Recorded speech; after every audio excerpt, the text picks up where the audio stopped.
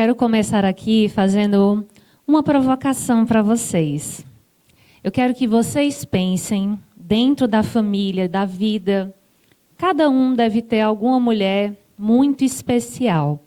Aquela que inspirou, aquela que te fortaleceu, que trouxe carinho, que trouxe afago, que puxou sua orelha. Por um momento, por favor, eu peço a quem tiver esse carinho e essa confiança, feche um pouco os seus olhos e imagine essa mulher. Sinta o cheiro dela, a textura do cabelo dela, a forma com qual ela se veste, a sensação de ser abraçada por ela. Agora abra os olhos e a veja também nos outros pontos do ser mulher. É sua mãe, é sua irmã, sua tia, sua vizinha, sua professora, sua mentora. E você já se colocou sobre os sapatos dessa mulher e entendeu o caminho que ela fez para despertar essa admiração do qual você lembrou agora? Acho que sim, senão você não admirava tanto, né? Mas também parou para pensar e ter empatia em se colocar e calçar os sapatos dessa mulher por algum momento? Eu quero que vocês me dêem licença para falar um pouco da narrativa de uma mulher sobre o meu ponto de vista, da forma qual a gente consegue tirar, às vezes não sei de onde, em meio ao caos, a força para prosseguir em frente diante dos desafios. E por isso que muitas vezes eu pergunto, quem são as mulheres da sua vida? Como eu falei, as mulheres, elas têm um papel social diferente dos homens. Quando a gente, ainda pequena, é cobrada a sentar direito, a se vestir direito, a entonar a voz, aquela que seja bem comportada, seja uma boa menina. Cruzar as pernas, não pode falar alto. Há uma podação sobre o desenvolvimento das nossas características, que muitas vezes pode ser também o desenvolvimento dos nossos talentos. E aí eu vou fazer uma representação do que foi tirado de oportunidade, nomeando isso como abismos. Abismos, eles são caracterizados por algo em que você não pode ver adiante. Nem o que tem ao fundo, nem o que tem ao lado. Vou colocar aqui como uma incerteza, um medo, uma cobrança, uma perspectiva, até mesmo de como você se enxerga diante desse vazio. E nós mulheres, quando pensamos nesse vazio, a gente tem uma introspectiva em relação ao que eu quero ser amanhã. As adversidades e esses desafios, muitas vezes, pode nos provocar um autossabotamento, de achar que eu não sou capaz, eu não consigo, eu tenho medo. Quem pode me ajudar nesse momento? E aí, diante desse abismo, diante da incerteza, desculpa, passei demais, eu sempre busco entender de que forma eu posso organizar a minha vida através do apesar de. Esse abismo, que pode ser interpretado como medo, insegurança, ou até mesmo um julgamento social que fala: você não vai conseguir, você não tem capacidade para isso, isso não é lugar de mulher. Ah, Ana, me dá um exemplo. Tudo bem. Quais das mulheres aqui já ouviram a pergunta numa entrevista de emprego? Você pretende ser mãe? Quem já escutou, por favor, levante a mão para eu identificar. Obrigada, meninas. E os homens, numa entrevista de emprego? Você escutou a pergunta: você pretende ser pai?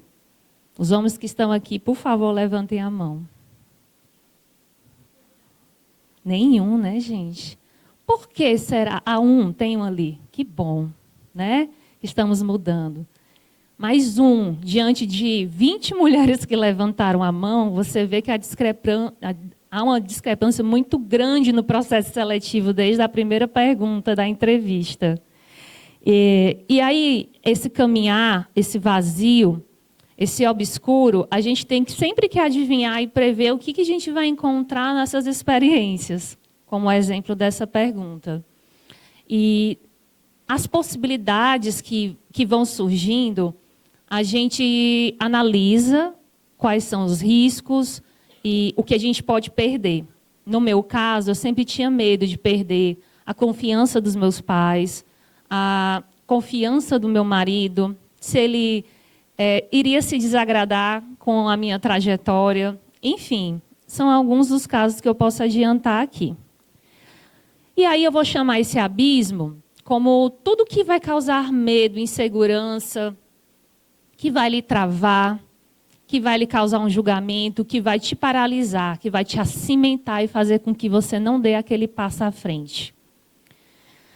Aqui eu vou colocar a minha primeira experiência do abismo. A primeira vez que eu construí uma ponte. Não falar de ponte é como eu consegui superar e me conectar com o que estava acontecendo comigo e com o meu primeiro passo. Eu tinha apenas 10 anos. Eu estava no colégio. Essa criança, no momento do recreio, foi xingada, dizendo: "Você é uma desclassificada, porque a sua irmã é uma desclassificada." E eu não sabia nem o que era desclassificada. Achava até que era um elogio, porque eu adorava minha irmã, achava ela o máximo.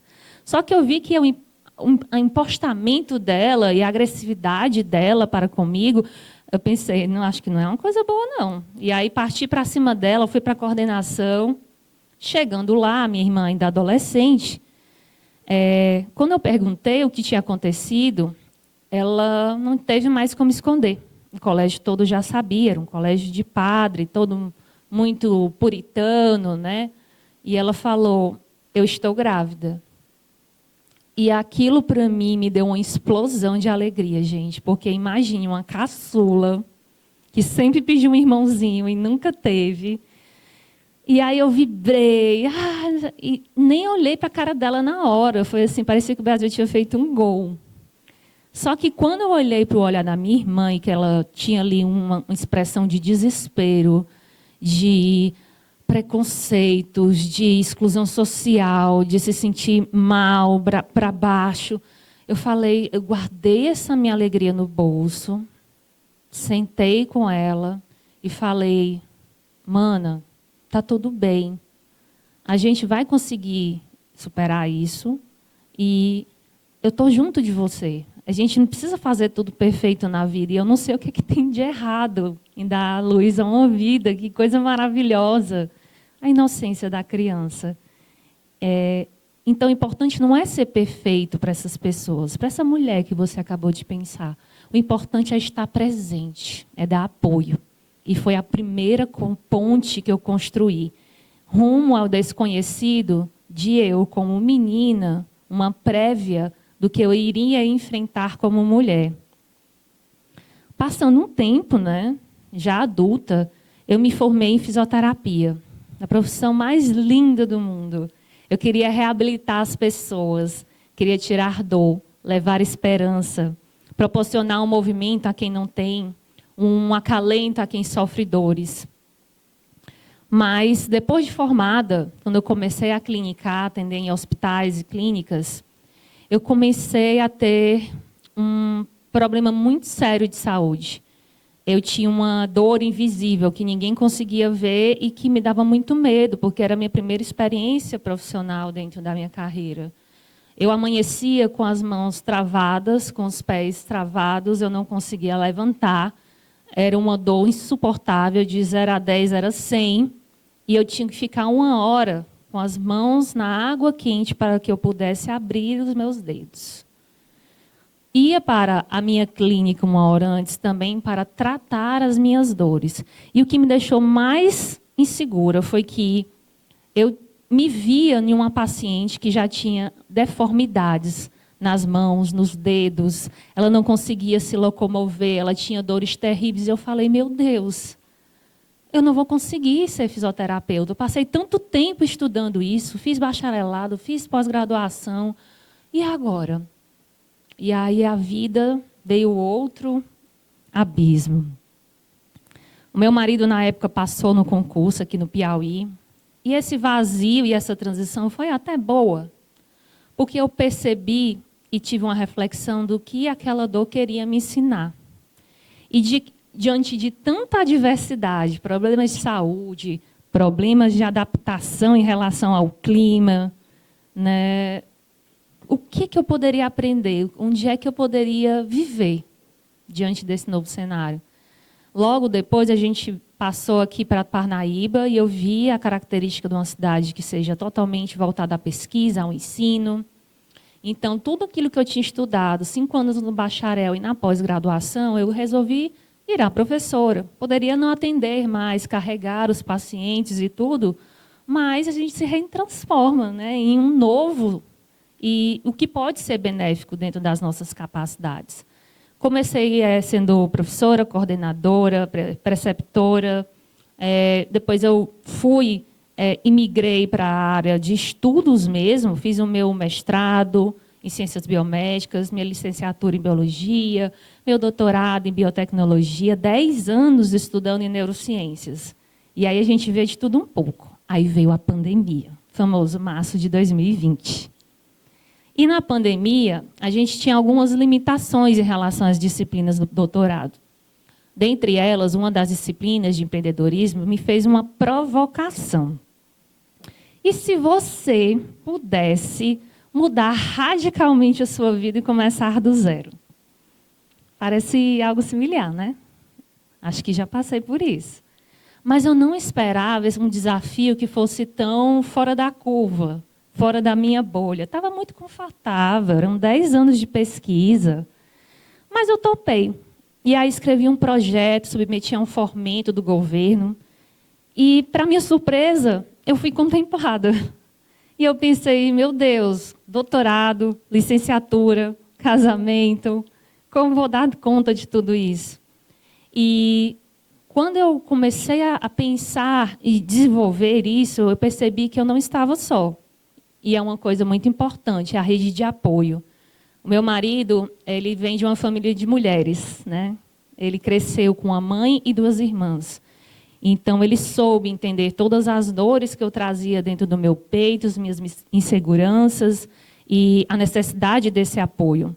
Então, ele foi um alicerce muito importante. Então, homens, sintam-se tocados.